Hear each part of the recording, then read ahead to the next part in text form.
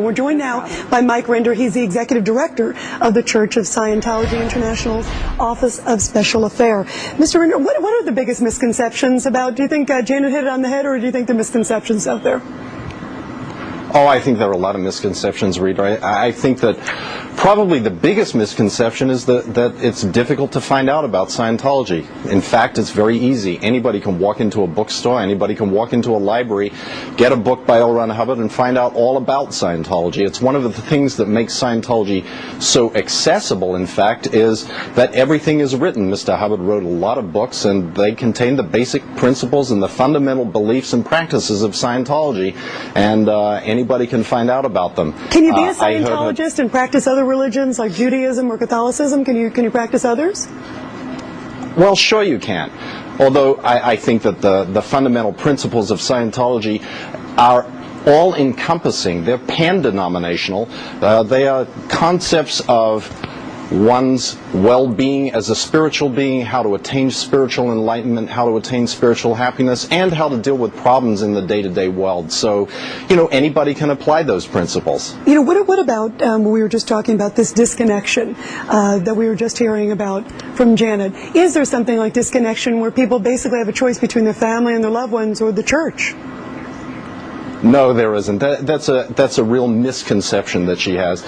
In fact, one of the fundamentals of Scientology is communication, establishing communication, putting families together, reestablishing relationships, and that's something that she will find that a lot of Scientologists do. They establish much better relationships with their family, in fact. But are they cut off at all? I just want to show another quote. This is from the Rolling Stone. It says, this is from someone who's trying to sort of leave a group within the church, and it said, hard physical labor and intense ideological study are used to break a subject's will.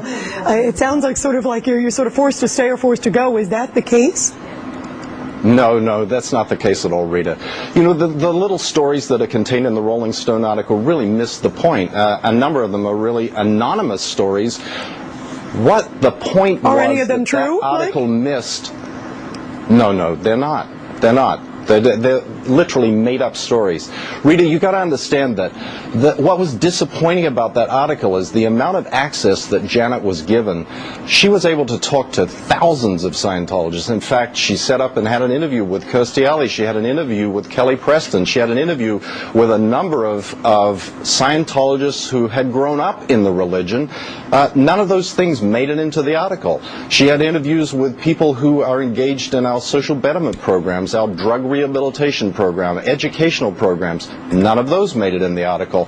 So the article doesn't really tell anybody what Scientology is, or why people are in Scientology, or what they find that Scientology brings them. Mike, let me show you. It really wasn't. Because I'll get you to talk about it, because I do think it's interesting, the points that you make. I want to show, like you talked about, John Travolta, Kelly Preston, who is Tom Cruise, of course, Kirstie Alley, Jenna Elfman. These are some of the prominent ones. Why are celebrities and also then why are the average person drawn to Scientology? What is it? Well, I think that everybody finds something that solves problems in their life, a way of attaining spiritual enlightenment, spiritual freedom, tools to use to improve relationships, to deal with upsets, to deal with things that perhaps you don't know where they come from, why it is that you feel the way that you do, why you react to things in a fashion that you don't feel is an appropriate reaction.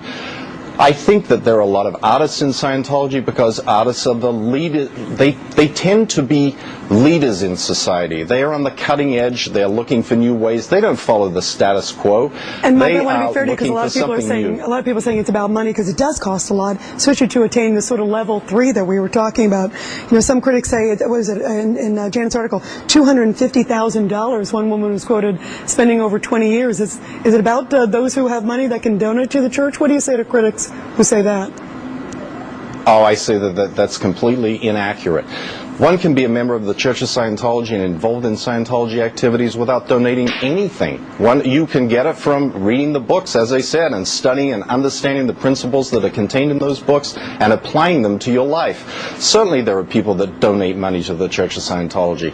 It's a reflection of what they feel they get out of Scientology. And Mike, what do people You ask fear? The people who are... Why is there sort of this mystique and why do people fear the religion? Oh, I don't think that people fear the religion. I think that people just don't understand it. I think that people have misinformation from stories like you read in the media that blow things up into sensational proportions. It's easy to really find out what Scientology is. It's very, very simple. One just need to walk into a bookstore or a library, get a book, walk into a church of Scientology, find out for yourself. Once you find out what Scientology really is, what it offers people, the solutions that it offers to life in today's world, there's nothing scary about it at all.